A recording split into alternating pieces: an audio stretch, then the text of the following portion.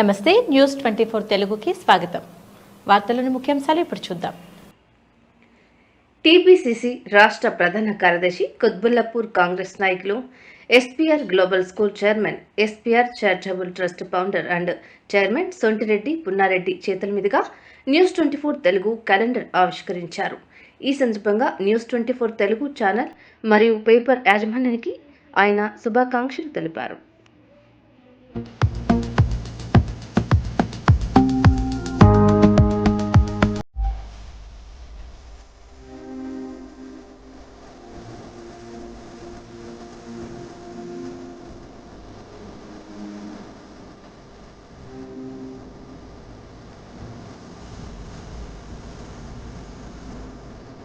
అందరికీ నమస్కారం.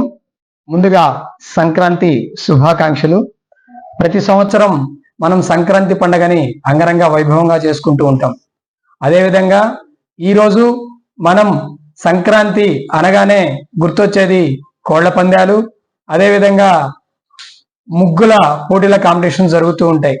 కాబట్టి మనము రాబోయే సంక్రాంతిని అంగరంగ వైభవంగా చేసుకుందామని చెప్పేసి తెలియజేస్తున్నాను.